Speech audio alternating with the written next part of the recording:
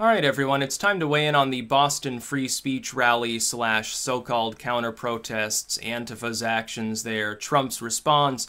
There's a lot to cover in regards to Boston. It was sort of like there were people organizing in Dallas and everyone's eyes were on Boston at the time, where several tens of thousands of people gathered. The first thing is that the rally that was held there was not a hate rally. It was an actual legit free speech rally. The person primarily speaking there happens to be of Indian origin. Not exactly the face of racial supremacy in the United States. Very garden variety Republican running for the Senate. And if you look at his own footage that he's posting on Twitter, he's flanked by people waving such signs as Black Lives Do Matter and Smash Monsanto. That doesn't... I'm scratching my head as to how that's a neo-Nazi rally. I think that looks more like a progressive rally to me. Now, they had already left, and then everyone else converged. And the so-called counter-protesters shouldn't be called that. They should be called protesters, because there was no protest for them to counter-protest against. They were simply protesting bigotry and this particular rally. Now, the media jumped the gun, and I don't think they realized the form that the free speech rally took, because they tried to brand it like like a Klan gathering or something. And it wasn't. It was basically somebody who's not white addressing people who largely appeared to be a group of progressives. They just happened to not like the censorship and anti-free speech sort of thing.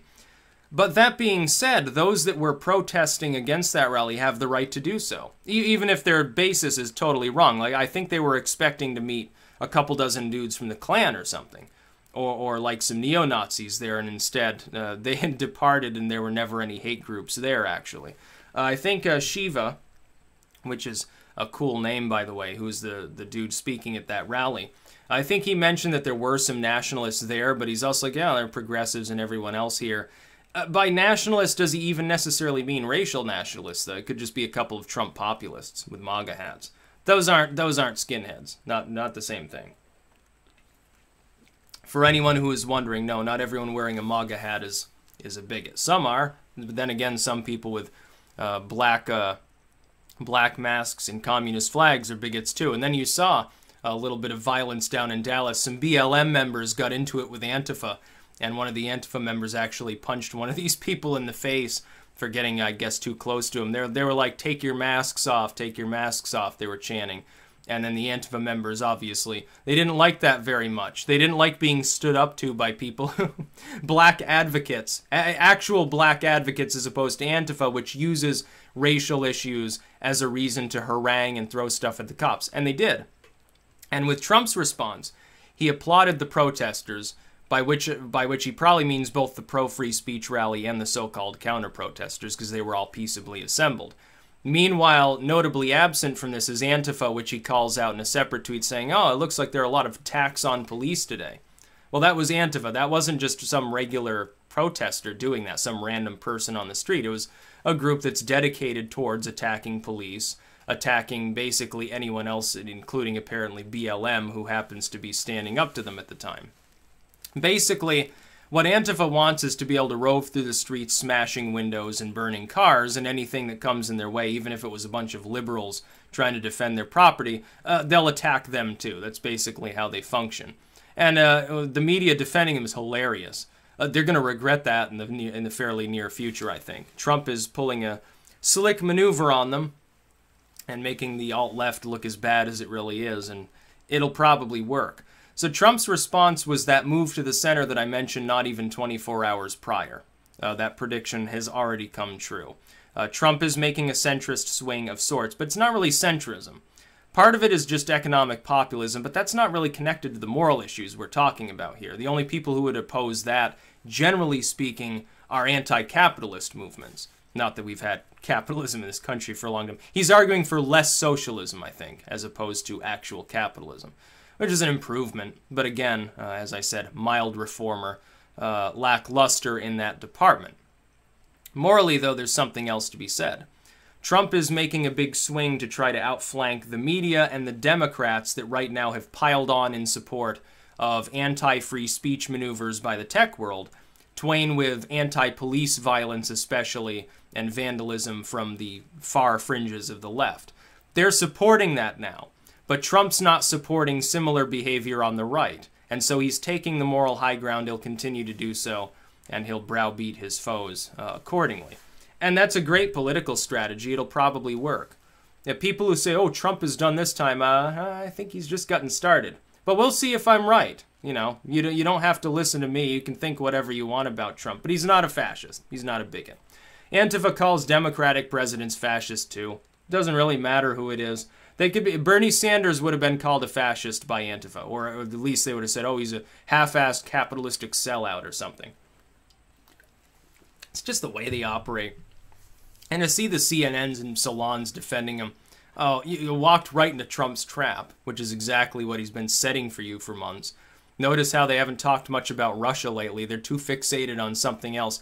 That distraction really plays to him. But yeah, the free speech rally was free speech. It wasn't a Nazi rally of any kind. The so-called counter-protesters were lawfully assembled. They must be applauded for that. They showed restraint. They weren't the ones attacking police. They didn't attack the free speech ralliers. They didn't attack anyone. They just stood around saying we don't like bigotry. First clear case of them exercising their right to expression, their right to peaceably assemble and so forth, as opposed to Antifa, which is the odd man out and was conducting violence against the police that were there just to make sure that things remain peaceful. They then look an ass through that behavior. That's the simple explanation of that. The one group that suffers under the situation in Boston and in Dallas is Antifa. Like, did any Klansmen actually show up in Dallas? I don't think they did. I think it was just it turned into just a general rally against hatred and political violence. And the only political violence to be had there was involving Antifa. Oh, that's not going to look good for their little organization now, is it? You know, a lot of people are really, really bad at political strategy. That's why they think Trump is like, he's a sellout now. Well, when did he wine and dine Nazis? The only original claim of that was from the far left, which hates Donald Trump. And the people who are actual like skinheads, they gobbled the line up. Ooh, MAGA, praise Trump. Like he was ever going to do what you want him to do. It's like some of these, I keep seeing an ever inclining number of supposed illegal immigrants within this country. The official number is like 8 to 10 million. And then during the election, when I would say that, and I'm like, well, he's not going to deport all 10 million of those people. You know that. They said, oh, it's more than that. It's actually 15 million. Then I saw 20 million. The last night I saw 35 to 50 million. What's the next number I'm going to see? 10,000 million illegal immigrants in the United States? I think you're not exactly sourcing your claims. I don't even bother asking for a source because it's probably like David Duke's blog or something like that. So I'm not interested. I don't fucking care. But yeah, people have a right to assemble peaceably. Regardless of their views, they can have hate-filled views all they want. They can still assemble peaceably. Rendering them to the one-dimensional and saying, well, they have out their views, therefore any time they take an action, it must be informed directly by their bitterness and hate. That's not the way people operate. That's propaganda when you see that. Rendering things to the one-dimensional is the most explicit form of propaganda you can have because it attempts to prevent any debate over individual actions taken by a person in favor of just relegating them to basically a very linear storybook character.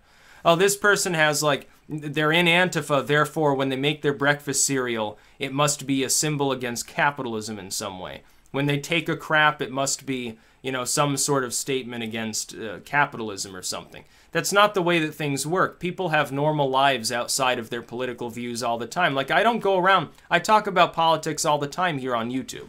I don't go around in my day-to-day life haranguing everybody I meet saying, you better become a libertarian, the authoritarians are coming, we need free speech. Because that would make me a nut.